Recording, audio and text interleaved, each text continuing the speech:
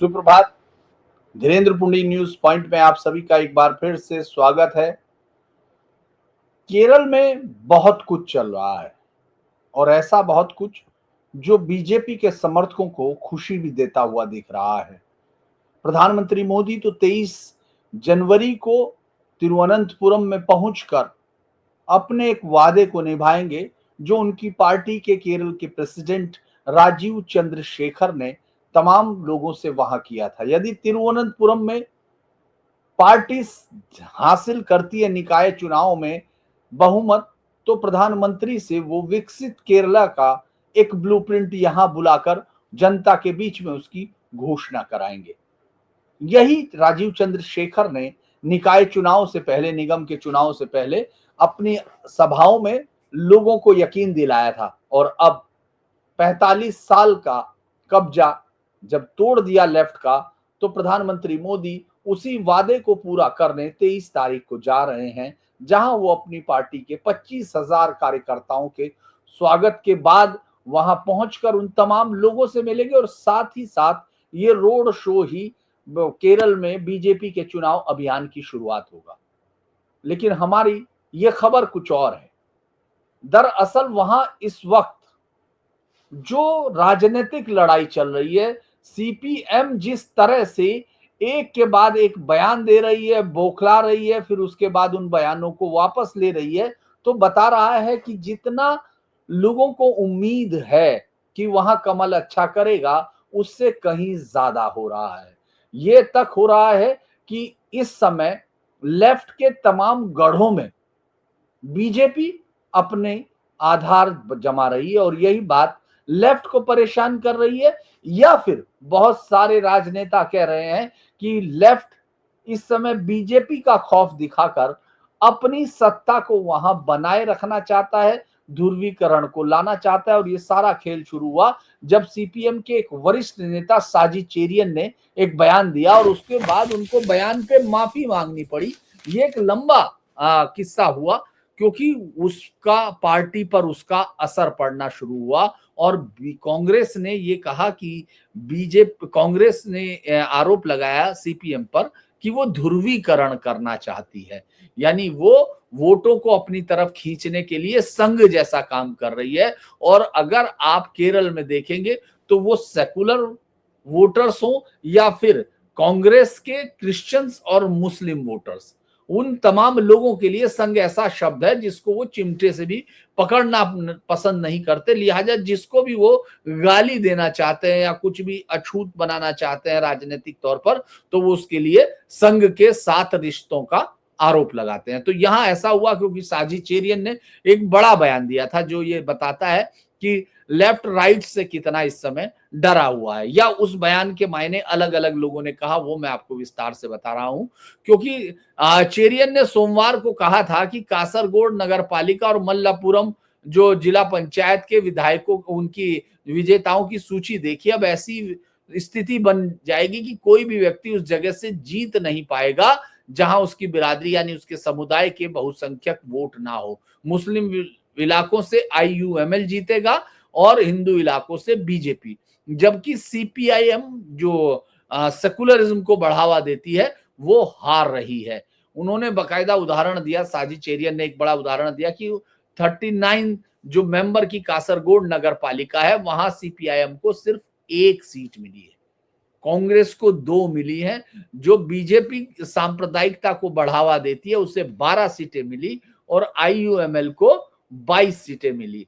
यानी वहां जो पूरा, उसने कहा कि मैं नाम भी आपको बताना चाहता हूं ताकि ये पता चल जाए कि केरल में इस तरह की स्थिति दूसरी जगह नहीं होनी चाहिए। तो जैसे ही ये बयान आया तो कांग्रेस ने इस पर तुरंत हल्ला बोल दिया। मुस्लिम संगठन भी चेरियन के बयान को बताने लगे कि ये बयान जो है सांप्रदायिकता का है। हालांकि वो बता तो रहे हैं लेकिन उसमें एक सच छिपा हुआ है कि वो ये बताने की कोशिश कर रहे हैं, हालांकि इसको बहुत पॉलिटिकली मोटिवेटेड बयान माना गया, क्योंकि सीपीएम को ये मालूम है कि उसका वोट बैंक जो हिंदू वोट बैंक है, उसको सत्ता हमेशा से हिंदू वोट बैंक की वजह से मिली, चाहे वो अजावा जो हिंदू वोटर्स का बहुसंख्यक हिस्सा बनाते हैं, यानी लगभग 35% तक, 30 से 35% तक, या नायर जो 10 से 12% वहां हिंदू वोटर्स का बनाते हैं, यानी कुल मिला के जो 55% वोटर है, उसमें से अगर 55-60% ये वोटर्स अगर बन जाते हैं 45 से 50%, तो वो पूरी तरह से कमिटेड वोटर था किसका, सीपीएम का। और अब जब से एनडीए ने वहां सेंध लगा दी है, तब से वो परेशान है, मतलब लेफ्ट का कुंडा वहां गोल होने वाला है, ये उनको डर लगता है। जैसे ये हुआ तो कांग्रेस ने कहा कि वो इशारा कर रहे हैं लोगों को, क्या कि हाँ, मतलब इसको राजनीतिक विश्लेषकों ने भी इसी तरह देखा कि वो इशारा कर रही है सीपीएम कांग्रेस बीजेपी के उन वोटर्स को जो अभी हाल फिलहाल में इस निकाय चुनाव में उनकी पार्टी से, मतलब सीपीएम से ज्यादा वो वोट शिफ्ट हो गए हैं हिंदुओं के, जो एनडीए के पास गए हैं, तो उनको इशारा कर रही है कि आईयूएमएल और कांग्रेस उनका वोट बैंक इंटैक्ट है, अगर आपको उनको जीत दिलाने से रोकना है, यानी कांग्रेस या यूडीएफ को जीतने से रोकना है, तो सिर्फ एक ही विकल्प है और वो है लेफ्ट, ना कि बीजेपी। यानी बीजेपी इतनी कमजोर है, वो कम्युनल भी है और कमजोर भी है, तो लिहाजा उसको सेकुलर हिंदू वोट नहीं देंगे और आपका वोट बेकार हो जाएगा, यूडीएफ सत्ता में आ जाएगी। ये उसकी एक लाइन थी, लेकिन वो ये लाइन हाल फिलहाल के समय में उसकी कमजोर होती हुई स्थिति का इशारा भी कर रही है, क्योंकि हिंदू वोट बैंक जिस तेजी के साथ एनडीए के पास जा रहा है, वो उसके अस्तित्व पर खतरा बन रही है। आपने देखा अभी 1 हफ्ते पहले ही अमित शाह जब केरल गए थे, उन्होंने वहां पद्मनाभन स्वामी में दर्शन भी किए थे और तमाम उनको ये बताया था, जो एक बड़ा सबसे बड़ा बयान हाल फिलहाल में केरल की राजनीति में माना गया, कि जब कोई पार्टी 20% वोट शेयर हासिल कर लेती है, तो उसके बाद उसको 30-40% वोट कब मिलेगा ये कह पाना बहुत लंबा नहीं होता समय इसमें, और बहुत कम समय में ये हासिल कर सकती है। तो अब ये जो लड़ाई है जो वो दिख रहा है, तो सीपीएम को अपने यहाँ परेशानियां दिख रही हैं। उसके बाद जब ये ज्यादा विवाद बढ़ गया, तो सीपीएम ने मतलब चेरियन ने कल बुधवार को उन्होंने माफी मांगी कि मुझे दुख है, मेरे शब्दों को इस तरह से तोड़ मरोड़ के पेश किया गया, मुझे गलत समझा गया, ये बेसिर पैर का अभियान मेरे जीवन भर अपनाए गए सेकुलर रुख को चोट पहुंचा रहा है। मैं जाति और धर्म से उठकर काम करता हूं, अपने 42 साल के सार्वजनिक जीवन में मैंने कभी सांप्रदायिकता से समझौता नहीं किया गया। मैं समझता हूं इस अभियान से मेरे भाइयों को ठेस पहुंची, बिना शर्त माफी मांगता हूं। यानी आप वोटों का प्रेशर देखिए उसको क्या है, क्योंकि वीडी जो गणेश सतीशन है, और जिनको अभी एक सर्वे में, चूंकि आपको एक सर्वे का भी उदाहरण दूंगा जो अभी सर्वे वहां वाइब ने कराया है, वो सबसे बड़ा सर्वे अभी शुरुआती सर्वे है, और उसमें बताया गया कि किस तरह से एलडीएफ सत्ता से बाहर हो रहा है, यूडीएफ थोड़े से ही मार्जिन से लेकिन सत्ता में आ रहा है। लेकिन उसमें भी जो एक बड़ी जो एक चेंज हो रहा है कि उसमें मुख्यमंत्री पद के लिए अगर हम किसी तीसरी पार्टी के तौर पर देखें, पहले नंबर पर वहां कांग्रेस के सतीशन है, दूसरे नंबर पर वहां पिनरई विजयन है, और तीसरे पर हालांकि एक बीच में एक एलडीएफ के ही है लेकिन वो पैरेलल है, उसका कोई अर्थ नहीं है, तीसरे नंबर पर 14 मतलब लगभग 15% के साथ राजीव चंद्रशेखर को लोग पसंद कर रहे हैं। तो ये एक बड़ा चेंज है जो अभी के डाटा में है, और चूंकि लगातार एक के बाद एक चीजें वहां बढ़ रही हैं, अभी कांग्रेस के एक सीपीएम के एक नेता ने बयान दिया था कि अगर कांग्रेस का नेतृत्व यूडीएफ सत्ता में आता है, तो राज्य का गृह विभाग जमाते इस्लामी संभालेगी। यानी उन्होंने हिंदुओं को फिर चेतावनी दी कि यदि यूडीएफ आ रहा है तो जमाते इस्लामी ही यहां पूरा काम करेगी। और इसीलिए अगर आप पहले बयान को जोड़ लेते हैं, चेरियन के बयान से जोड़ के देखते हैं, तो सीपीएम की ये कोशिश है, लास्ट कोशिश है, वो हिंदू वोटरों के अंदर के बंटवारे को रोकने के लिए बार बार उनको डराने की कोशिश कर रहा है। और ये तब हो रहा है जबकि हाल फिलहाल में पिछड़ा हिंदू एजावा समिति के नेता और वामपंथियों के बहुत करीब समझे जाते हैं एसएनडीपी के नेता वल्लपल्ली जो नटेशन, जो अभी हाल फिलहाल में इनकी गाड़ी में बैठ के भी पिनरई विजयन के वहां गए थे, नारायण गुरु के जो प्रोग्राम होता है उसमें गए थे, उनको उन्होंने कहा था कि अगर केरल में यूडीएफ चुनाव जीतती है तो आईयूएमएल ही वो करेगी, राज करेगी। तो इस बयान को अगर आप देखेंगे तो ये सीधे तौर पर बताता है कि वहां एलडीएफ जो है इस समय डरी हुई तो है। अब मैं आपको वो शिफ्ट बताऊंगा कि कैसे कहां कहां है। ये बड़ा इंटरेस्टिंग है आज के चुनाव का। अगर आपको ये वीडियो केरल के चुनाव को समझना है तो इस वीडियो को थोड़ा सा आखिर तक देखिएगा। केरल में जो स्थानीय निकाय चुनाव हुए हैं, एलडीएफ को लगभग 20,000 प्लस वार्डों में सिर्फ 32% सीट मिली है। यूडीएफ को 41% सीट मिली, लेकिन एनडीए को 22% के करीब सीटें मिल गई हैं।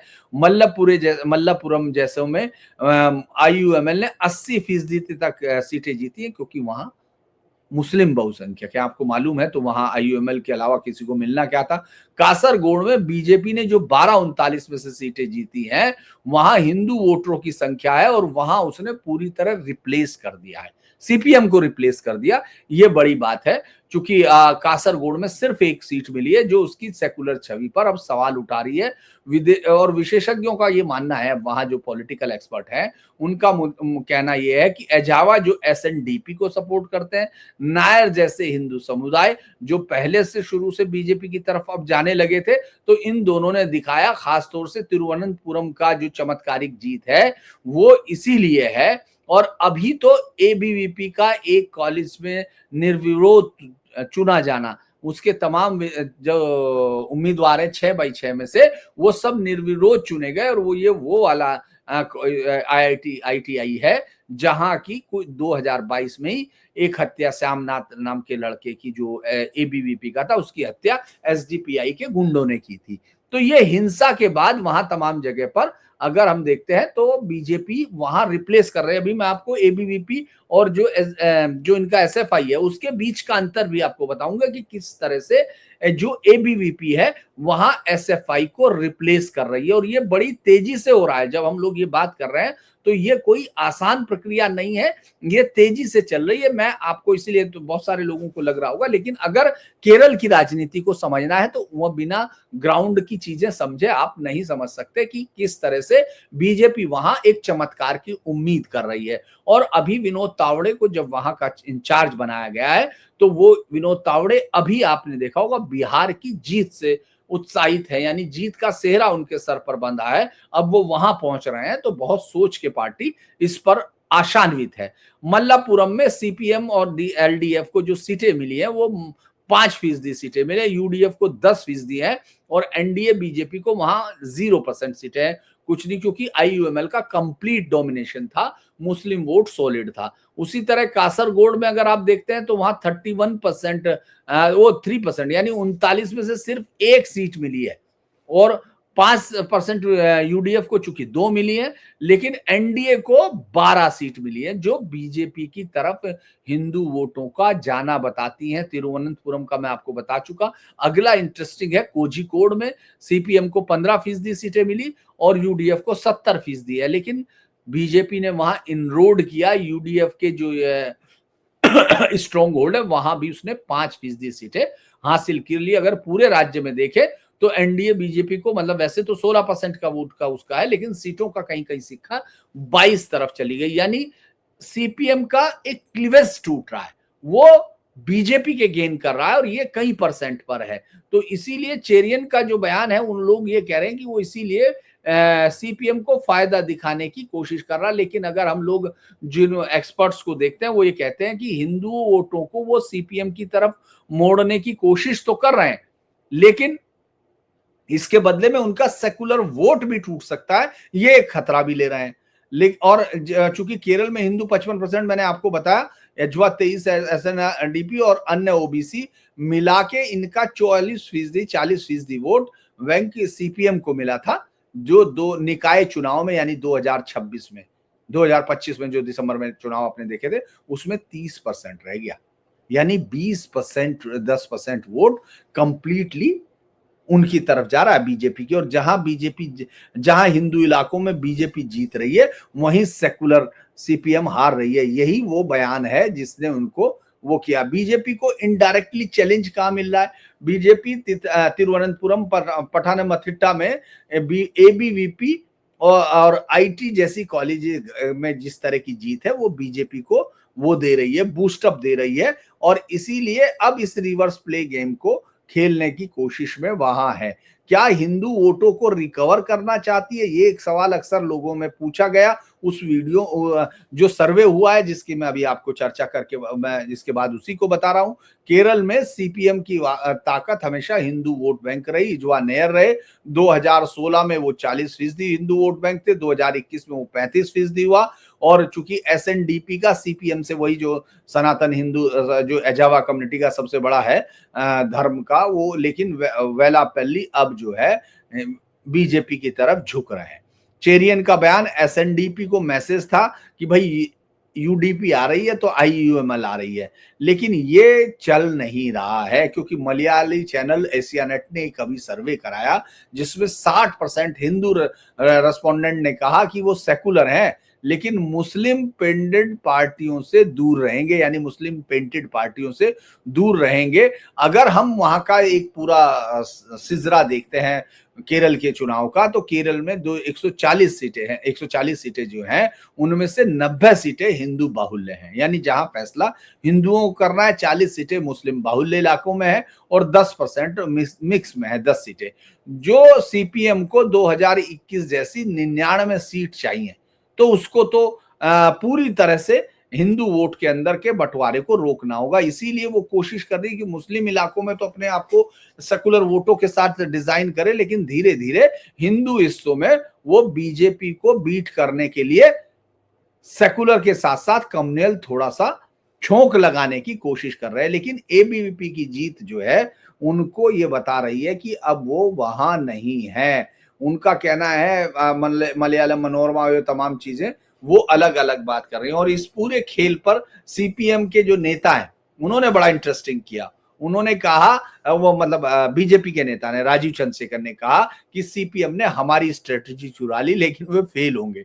और सीपीएम के क्रिटिक है एक जो समालोचना करते हैं जिनका मैंने अभी नाम बताया था आपको, रामकृष्णन, उन्होंने कहा कि ये हिंदू मुस्लिम पोलराइजेशन है और ये 1990 जैसा यूपी जैसा है। क्योंकि अगर आप इसको 1990 का यूपी जैसा मान रहे हैं तो ये मान के चलिए कि फिर बीजेपी गेन कर रही है, क्योंकि 1990-91 में बीजेपी पहली बार यूपी में सत्ता में आई थी।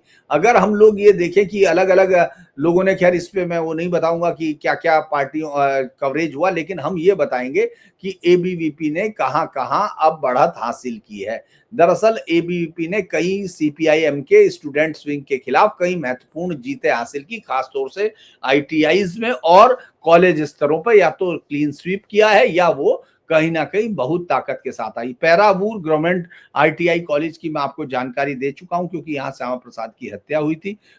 जो उसके अलावा कन्नावत गवर्नमेंट आईटीयू कन्नूर, यहाँ भी उनको एसएफआई की 50% वोटों परसेंटेज में गिरावट आई। जो कहां चले गए वो सीधे बीजेपी की तरफ गए। उसी तरह कासरगोड पॉलिटेक्निक में यहां भी बीजेपी का गेन हुआ और एसएफआई का वोट बैंक 40% तक यहाँ स्टूडेंट राजनीति में गिरा है। तिरुवनंतपुरम के गवर्नमेंट, वहां भी ऐसा ही हुआ, हिंदू वोट शिफ्ट हो रहा है। पठान मथिट्टा और कोझिकोड में 20 से 30% सीटों के साथ एबीवीपी ने अपने आप को आगे बढ़ाया है। तो आप जो एक कह रहे हैं कि ग्राउंड पर किस तरह से चेंज हो रहा है, ये देखने की जरूरत है। ये पूरा का पूरा हालांकि ये तमाम चीजें ये नहीं बता रही कि एकदम सीधे जीत पर आ रही है, लेकिन वो बहुत जबरदस्त तरीके से इनरोड कर रही है। और जब एबीवीपी घुसती है तो फिर वो कार्डर आधारित वोट का इंतजाम करती है। ये एबीवीपी की इमेज वहां बड़ी इंटरेस्टिंग है। अगर आप देखेंगे उत्तर केरल जो कन्नूर कासरगोड में है, वहां बीजेपी के निकाय गेन, यानी जो 22% वहां हिस्सा मिला है वो निकाय चुनाव में 22% वहां गए, जबकि ओवरऑल वो 14.9 यानी 15% के करीब रही है। वहां एबीवीपी ने इस पार्टी को बूस्ट दिया है। यहां तक कि क्रिश्चियन डोमिनेटेड एरिया जैसे कोट्टायम के देवा कॉलेज में एबीवीपी ने क्रिश्चियन प्रेसिडेंट चुना है अपनी तरफ से। और एसएफआई लगातार गिर रही है और ये तमाम वोटर्स, चाहे वो केरल के एमजी, कालीकट और कन्नूर, वहां अभी वो 60% 65% कंट्रोल करती थी, लेकिन अब वो अपने वोटों को 10 से 15% गंवा रही है। ये पूरा का पूरा पूरे राज्य में ट्रेंड दिख रहा है। इसके अलावा अगर हम लोग देखते हैं एझावा को, मैं आपको जो 90 हिंदू बाहुल्य सीट है 90, उनमें से 20 से 25 पर एनडीए मजबूत दिख रही है। उसका कारण क्या है? वो है तिरुवनंतपुरम, पथानमथिट्टा और कोट्टायम में उसको डायरेक्ट फायदा मिल रहा है। एझवा जो एलडीएफ को जो सपोर्ट किए थे वो 65% थे 2021 में, उनको 65% एजवा ने सपोर्ट किया था। 2026 में वो सपोर्ट 45% से 50% आ गया, यानी 15 से 20% बीजेपी को शिफ्ट हो चुका है वो वोट।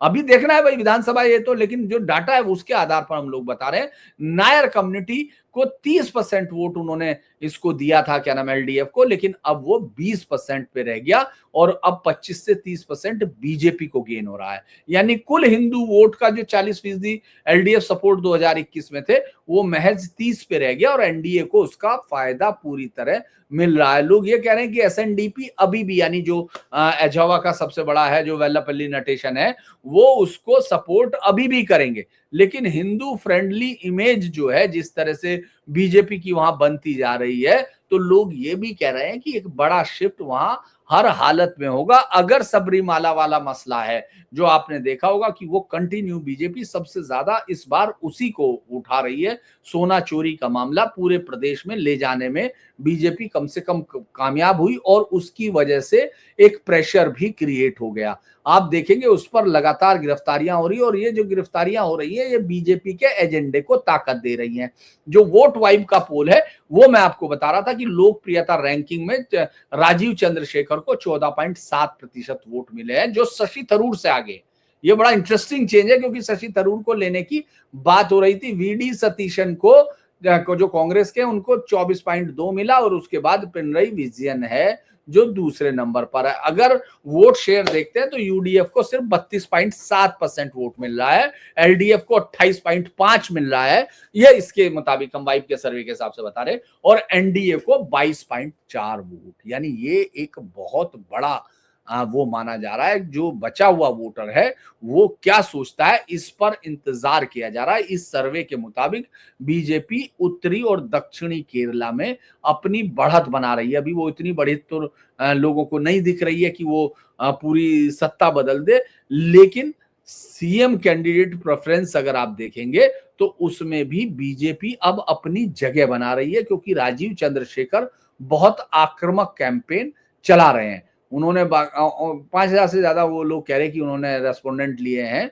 अगर हम निकाय चुनाव से भी देखें तो ये वोट शेयर यूडीएफ की जो लीड है वो 32.7 है, लेकिन ये 2021 के 37% से कम है।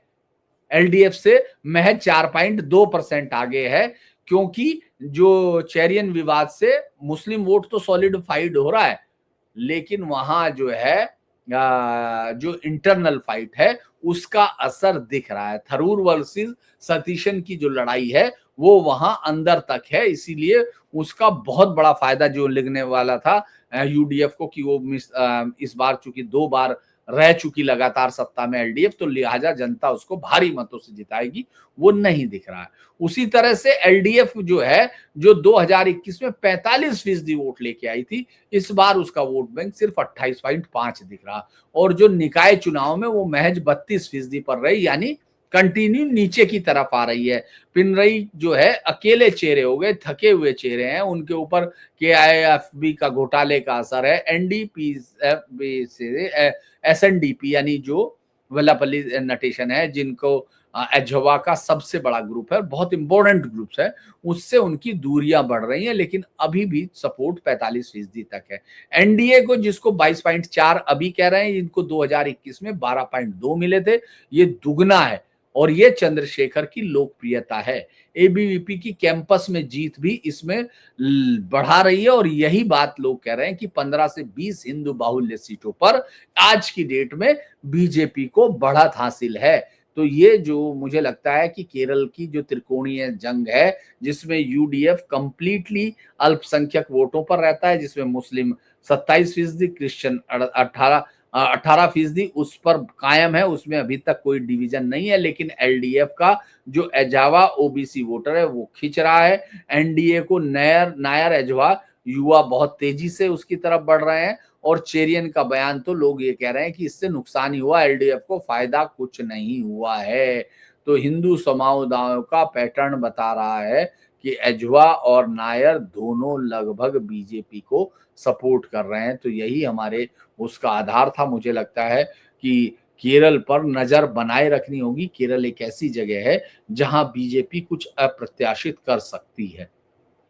अगर आपको ये वीडियो अच्छा लगा हो तो आप इसको लाइक कीजिए, सब्सक्राइब कीजिए, शेयर कीजिए, बेल आइकन दबाइए। और अगर आप सपोर्ट करना चाहें तो क्यूआर कोड देखकर सपोर्ट कर सकते हैं, पेपाल हमारा है उसको सपोर्ट कर सकते हैं, और नहीं तो मेंबर बनकर भी आप चैनल की मदद कर सकते हैं। आपका दिन शुभ हो। धन्यवाद।